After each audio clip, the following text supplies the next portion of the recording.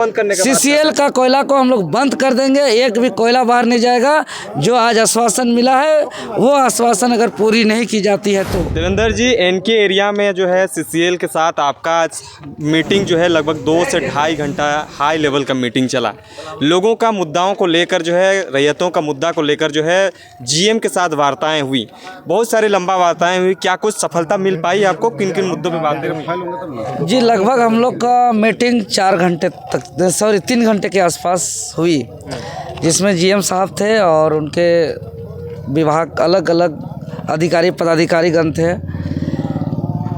और यहाँ का ज्वलंत मुद्दा स्थानीय समस्या का समाधान को लेकर के हमारा डिमांड था, हमारा मांग था, जिसमें कई मांग को लेकर के आगे हेडक्वार्टर में बात करने का आश्वासन लिखित रूप से मिला है। कई डिमांड पूरी की गई है और कोई डिमांड पर हम लोग मिलजुल करके, चूँकि जटिल समस्या है तो समाधान को लेकर के हम लोग से सहयोग भी मांगे हैं जीएम साहब। तो जिसमें हम विस्तार से बताना चाहेंगे थोड़ा सा कि जैसे हमारा पहला डिमांड था कि केडीएच ओपन कास्ट परियोजना विश्रामपुर और तवांग पंचायत क्षेत्र में 1980 ईस्वी से अंडरग्राउंड खनन किया गया था, जिसका विभिन्न जगह भूधसान से बड़ी हादसा की आशंका है। अतः तत्काल प्रभावित क्षेत्र के लोगों को सुरक्षित जगह पुनर्वास किया जाए। तो यहाँ पे सबसे बड़ा जो टेक्निकली पेंच था, जो इतना दिन तक पुनर्वास नहीं करने का, वो मामला था सर्वे का। सर्वे जब होता था विवाद होता था, इसलिए विवाद होता था क्योंकि 1976-78 में जो सीसीएल ज़मीन अधिग्रहित किया था, वो अधिग्रहण करने के बाद उसके बाद 1980 में, 1990 में, 1991 में किसी और के नाम से खारिज दाखिल हुआ, यानी किसी और के नाम से रसीद कट रहा है और मूल जो ज़मीनदाता है उसको लाभ नहीं मिल रहा था। यही वजह था विवाद का। तो हम लोगों ने इस पर एक रास्ता निकाला है कि जब 1976 और 78 में जो आप ज़मीन का एक्विजिशन किए थे, उस समय ज़मीन का ओनरशिप किसके पास था उनका सूची दीजिए और उसका सूची हम लोग को 11 तारीख तक मिल जाएगा। और 11 तारीख तक जब सूची हम लोग को ओनरशिप का मिल जाएगा, उसके बाद फिर हम लोग उस ओनरशिप को कैसे छेड़छाड़ किया गया, यह चूँकि बहुत बड़ा घोटाला का मामला है, जिसमें फिर सीओ भी इस घेरे में आएंगे।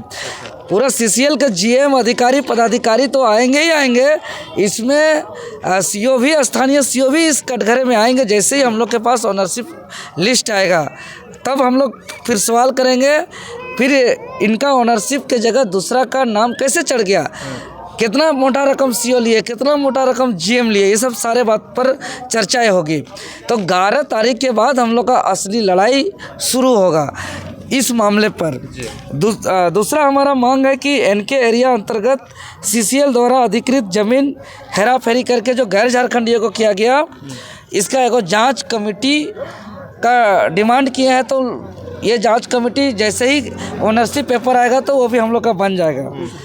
इसके बाद जो इस एरिया का सबसे बड़ा समस्या है कि हर जगह कोयला का खनन कर करके बड़ा गड्ढा ऐसे ही छोड़ दिया जा रहा है, ज़मीन को बर्बाद कर दिया जा रहा है।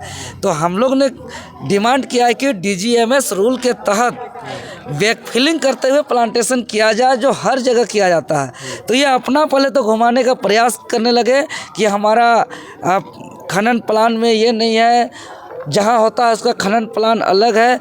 तो फिर हम लोग ने कहा कि अगर बैकफिलिंग नहीं होगा तो ये धरती भी एक प्रकार का जीव है, ज़मीन को बर्बाद हो करके ऐसे बंजर करके हम नहीं छोड़ सकते हैं।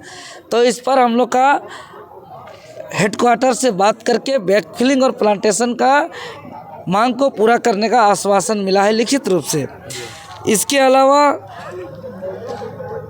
जो हम लोग का है कि डीजीएमएस नियम अनुसार सुरक्षा उपकरण अस्थाई और अस्थाई सभी मजदूरों को उपलब्ध कराया जाए। चूँकि अस्थाई को तो मिलता है लेकिन अस्थाई को नहीं मिलता, ऐसा हमारे पास शिकायत था। लेकिन जीएम साहब ने इसको इनकार किए, मानने से कि हम सबको देते हैं और हर किसी को मिलता है।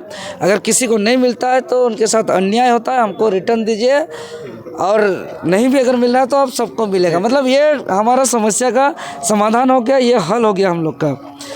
इसके अलावा जो प्रमुख हम लोग का मांग है डीजीएमएस नियमानुसार एक जगह सुरक्षित करके डंपिंग यार्ड बना करके रोजगार सृजन हेतु सभी ट्रक में मजदूरों द्वारा कोयला लोड कराना सुनिश्चित किया जाए, इस पर पुनर्विचार करने का बात कहे हैं। इसके अलावा चूँकि यहाँ के लोग पता नहीं चलता है कि कौन रैयत है, कौन प्रभावित है, किसको पुनर्वास हुआ है, किसका विस्थापित हुआ है, ये सब किसी को कुछ पता नहीं चलता। उसके पास कोई आइडेंटिटी नहीं रहता है कि उस कार्ड के तहत कहीं भी बता सके। इसीलिए हम लोग ने डिमांड किया है कि रैयत और प्रभावित व्यक्ति को चिन्हित कर आई कार्ड उपलब्ध किया जाए। तो इन्होंने कहा है कि हम इसका 1 सप्ताह के अंदर कैंप लगा करके हम आई कार्ड बना देंगे। ये हमारा डिमांड पूरी हो गई। इसके अलावा जो हम लोग का डिमांड था, चूँकि यहाँ बार बार क्षेत्र में एक्सीडेंट होता है, मृत्यु होता है, तो 25 किलोमीटर के दायरे तक CSR फंड के तहत जो है कि कोयला ढुलाई गाड़ी एवं पब्लिक संचालन हेतु एक अलग अलग रोड बनाया जाए। तो उन्होंने कहा कि इसको हम हेडक्वार्टर में लिखेंगे और CSR फंड के तहत 25 किलोमीटर तक आम पब्लिक का संचालन हेतु एक कुछ रास्ता का हम व्यवस्था करेंगे। ये हम आश्वासन मिला है। इसके अलावा चूँकि इधर जो भी थोड़ा बहुत बीमार होता है तो सीधा जो है कि रेफ़र कर दिया जाता है, यहाँ कोई ख़ास इलाज नहीं होता है। तो हम लोग ने डिमांड किया है कि एक मल्टी हॉस्पिटल स्पेशलिस्ट बनाया जाए जिसमें संपूर्ण स्वास्थ्य सुविधा मिले। तो इसको लेकर के बोले हैं कि हम लोग हेडक्वार्टर से हम लोग इस पर भी बात करेंगे, चूँकि ये मेरा बस का बात नहीं है। और उसमें ये भी बोले हैं कि आप लोग का इसमें सहयोग चाहिए, तो हम लोग बोले हैं कि हम लोग तैयार हैं। इसके अलावा हम लोग का डिमांड था टेक्निकल और नॉन टेक्निकल उच्च शिक्षा का व्यवस्था किया जाए। तो डिग्री कॉलेज खोलने के लिए हम लोग को आश्वासन मिला है और इसको हेडक्वार्टर में हम रिक्वेस्ट डालेंगे। इसके बाद जो सबसे प्रमुख है, चूँकि CCL इस NK एरिया में बाहर के लोग आकर के यहाँ 2-4 पंचायत में एक बहुतायत आबादी बन गए हैं।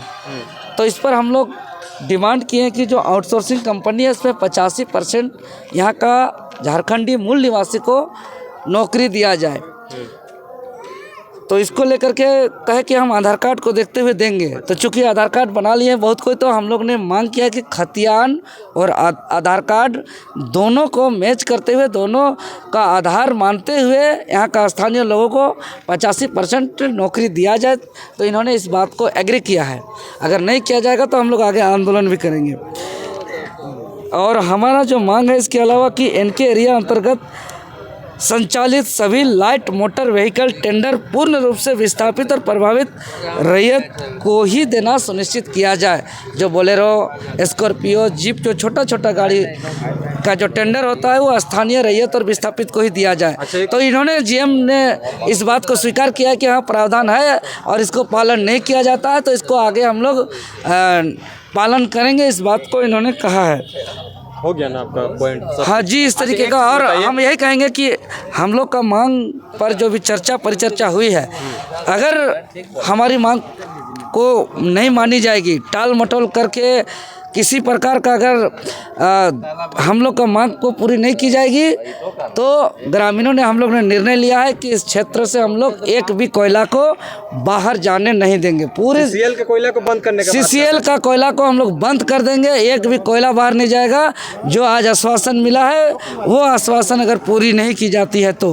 अच्छा, जो भी हेडक्वार्टर की मुद्दे रहे हैं, वो कितना मुद्दे ऐसे हैं जो हेडक्वार्टर से ही सॉर्ट आउट हो सकता है? कुछ मुद्दे यहाँ भी हुए, तो कितना दिनों का आश्वासन मिला है? देखिए 11 दिन का मिला है कुछ मुद्दे पर 1 महीना का मिला है, कुछ मुद्दों पर बोला गया है कि DC साहब से हम लोग मिलेंगे, बात करेंगे। अच्छा, कितना लोग इस चीज़ों के लिए शोषित हैं यहाँ पे इस एरिया में लगभग? देखिए इस एरिया में चूँकि पूरा खलारी प्रखंड का इधर 13-14 पंचायत हमारा जो रांची लोकसभा क्षेत्र में आते हैं, ये पूरी तरह प्रभावित है। दुर्भाग्य है कि यहाँ के कोयला खनन से जो प्रदूषण फैल रहा है उससे यहाँ के लोग बीमार हो रहे हैं। ये CCL लोगों को बीमार तो कर रहे हैं, लेकिन हॉस्पिटल जाइएगा तो सिर्फ एक पेपर में रेफर लिख दिया जाता है, यहाँ इलाज नहीं हो रहा है। अच्छा, GM के साथ वार्ता को आप किस रूप में देखते हैं? उसके साथ वार्ता कैसा लगा कि आपके फेवर में? देखिए बात तो हम लोग का सुने हैं, और बातों को गंभीरता से भी लिया और कोशिश भी कर रहे हैं समाधान होने का, लेकिन हम संतुष्ट तभी होंगे जब हमारा काम धरातल में आएगा और इसका बेनिफिट यहाँ के आम आवाम को मिलेगा। हम उसका इंतज़ार कर रहे हैं। अच्छा, क्या कहिएगा दादा, वार्ता कैसा रहा? आज का जो बैठक हुआ श्री देवेंद्र नाथ जी की अध्यक्षता में बहुत ही कामयाब बैठक हुआ और हम लोग हर एक मुद्दा पे जुझारूपन से झारखंड का जो लोग हैं, झारखंड का जो समस्या है, यहाँ का समस्या के बारे में एक पॉइंट में बात किया। और ये पहला ऐसा मीटिंग हुआ इस क्षेत्र में जो क्षेत्र का मुद्दा को हमारे नेताजी ने उठाए। हम लोग बहुत संतुष्ट हैं और हमारे जीएम साहब ने आश्वासन दिया है कि हर मुद्दा को, हर बात को सिस्टम से हम आपका सुलझाएंगे। उसका क्या कहिएगा, आज का वार्ता कैसा रहा? देखिए, आज का वार्ता कहिए तो सफल रहा, क्योंकि इससे पहले भी वार्ता हुआ है, लेकिन यहाँ के कुछ लोग, चाहे वो जनप्रतिनिधि कहे या नेता कहे, वो लोग पता नहीं किस तरीके से काम किए, वो अपने फ़ायदा के लिए, और यहाँ के जो जनता है, जो यहाँ के शोषित है, उनको उन लोग के लिए वो दिल से काम नहीं किए। अगर उस तरह से काम किए होते तो आज उनको उसका फ़ायदा ज़रूर मिलता। रतिया जी लगातार इस चीज़ों का आप आंदोलन कर रहे थे और आज जो है हालांकि आप लोग का वार्ता होता है देवेंद्र नाथ महतो के मौजूदगी में और तमाम जेएलकेएम के लोग आते हैं, इस वार्ता को किस रूप में देखते हैं? देखिए, काम तो होना चाहिए, तो सीसीएल भी बहुत आज से मानो झेलाते आ रहा लोग, माने आश्वासन ही के पोटरी है सीसीएल।